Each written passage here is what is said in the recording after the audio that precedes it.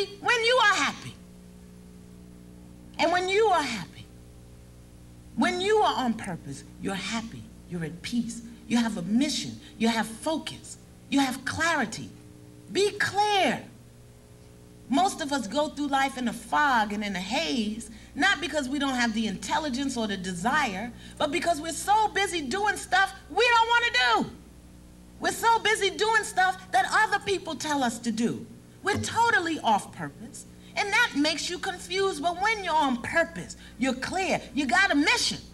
You don't get sidetracked by all kind of stuff. See, when you ain't on purpose, everybody, any wind passing by can just take you right off the path, because you don't know what you're supposed to be doing. So you go over here to see if it's there, you go over here to see if it's there, you're upstairs, you're downstairs. You find yourself surrounded by people who aren't doing anything. Clue number one, don't hang out with people who are where you don't want to be.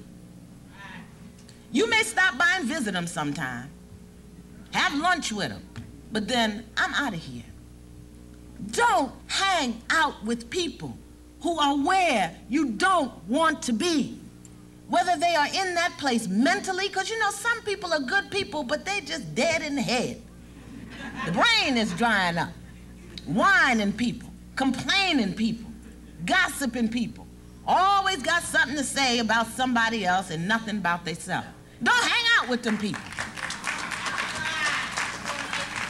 Don't hang out with people who are where you don't want to be emotionally. You know, I had a girlfriend, she was always in bad relationships. And every time her relationship broke up, mine broke up. I said, I got to get away from you. You're bad on my love life. You know, guilt by association. Don't hang out with people who are always crying poverty and lack. Poverty and lack. I'm broke. I ain't got no money. I can't afford it. Let me tell you something. You are never broke. The universe is abundant. You may be temporarily out of cash, but you are never broke. Don't hang out with people who are stuck and can't do, don't know how to do, don't want to do. Don't hang out with confused people. Listen, confusion, you know, is like a virus. Jumps off on people, gets caught up in your clothes. You can start out real clear. You get around some confused people, and before you know it, you don't know what you're doing. Don't hang out with people who are confused, in lack, negative, because those are the folk who are going to take you off your purpose. Let me tell you something. Some of my best friends were in places I didn't want to be.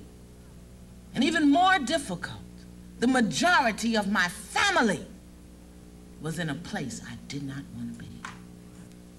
Understand that people come into your life for a reason, a season, or a lifetime.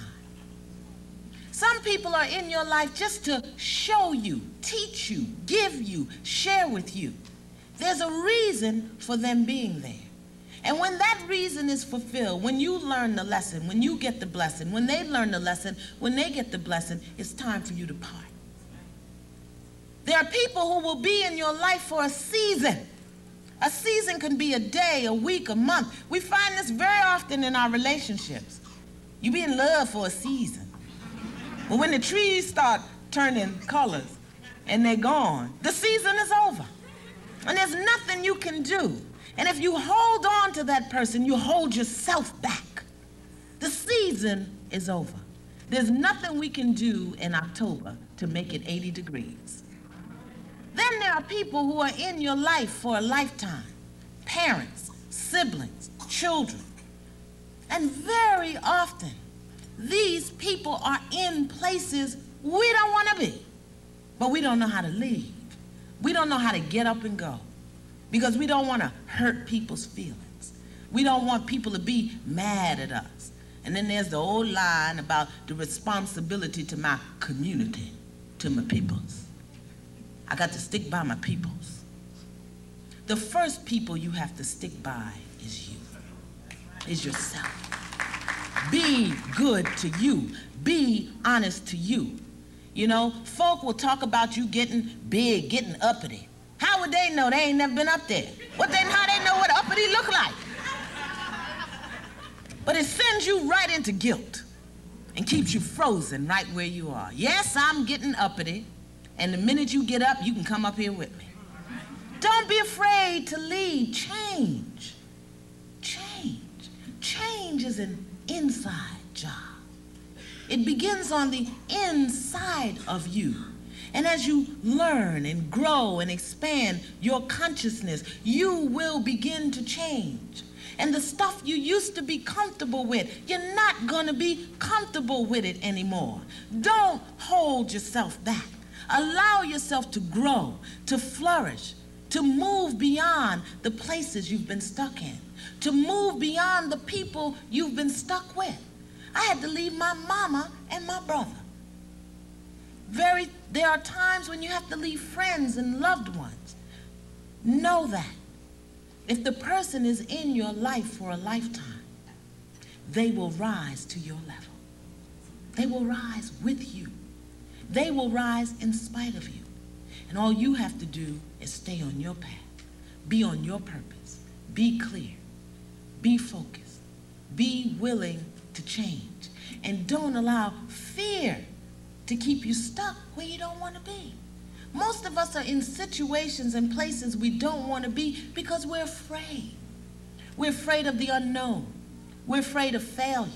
We're afraid of success. Many of us are afraid of success because when you get successful, you got to be responsible.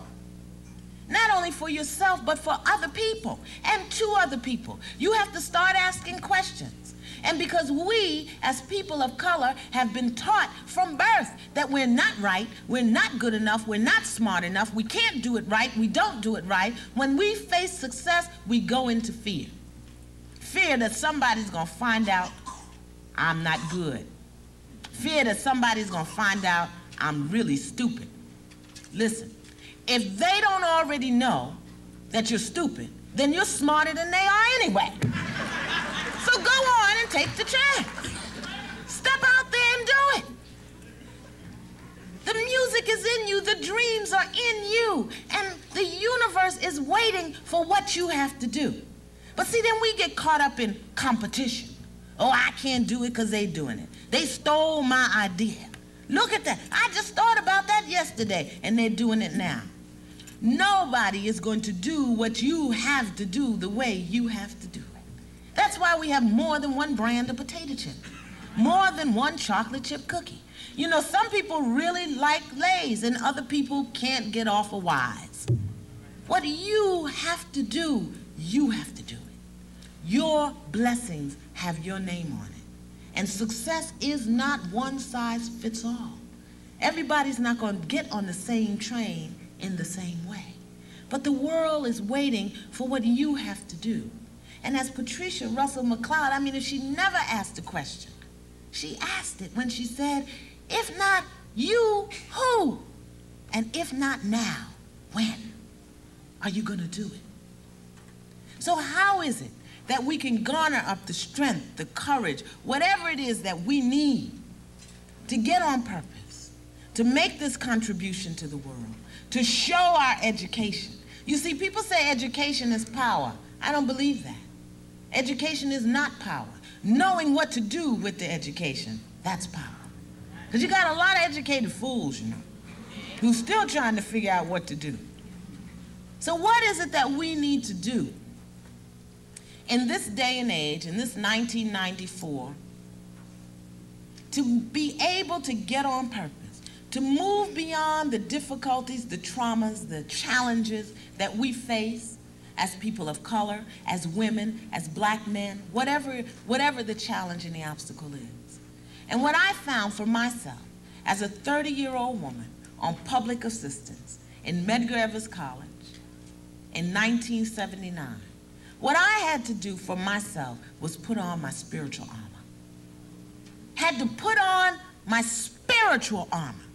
You see, I came to understand that a PhD would not help me if I didn't have a GOD.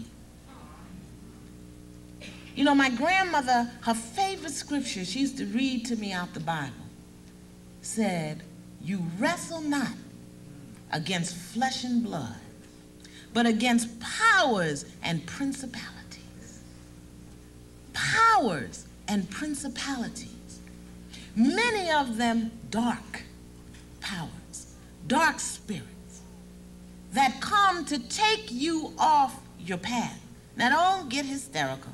I'm not talking about black magic and voodoo or whatever you might want to call it. I'm talking about energies, forces that come to take your mind off course. You know, I thought it was just me getting old.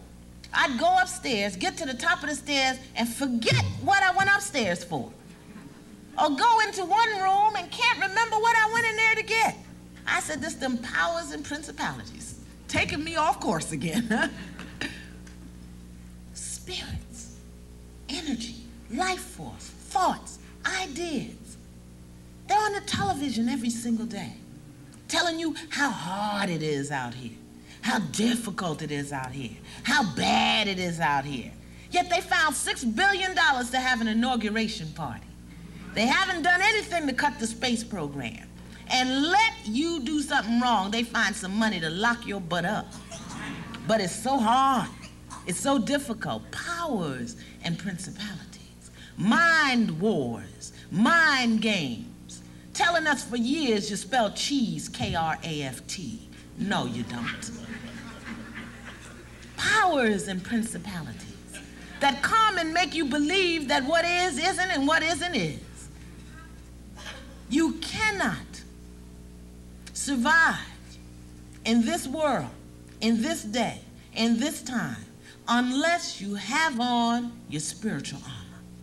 You got to have it on each day so that when the powers and the principalities, some of them are your best friend. You know, you ever get up feeling good in the morning, you be getting dressed and dressing the kids and things are going right, and somebody call you on the phone, one of your girlfriends, boyfriends, next door neighbor, one of them long lost cousins that think you got some money, call you up. And in the middle of your joy, they will say, girl, you just don't know. I just feel bad. Girl, I'm just tired. I can't take it no more. 7 minutes later, you are in total depression about stuff that ain't even yours. OPP, other people's problems, other people's principles, other people's priorities. And you got up feeling good. It's a power and a principality. You've got to guard your mind. You've got to guard your mind. Not only is the mind a terrible thing to waste, it's a terrible thing to keep idle. Because as your mind is idle, thought waves are always going out into the universe, and you never know which one you're going to pick up. You've got to constantly fill your mind with good thoughts, with good energy, so that you're not swept away by the dark powers and the dark principalities. I'm telling you, they are out here every day. You can get up feeling good, and somebody will tell you something, or you'll read something, or you'll hear something that'll send you directly into fear. Just like when the woman said they was gonna put us on our knees and shoot us like cows. Well, I'm out of here. Fill your mind with something that's gonna motivate you. Put on your spiritual armor. So I wanna share with you what I found to be the most fortifying spiritual armor. The first one is breath. You have to learn how to breathe. Most of us don't know how to breathe, you know. It's something that we take for granted. We don't understand that inhaling and exhaling is the Creator's grace.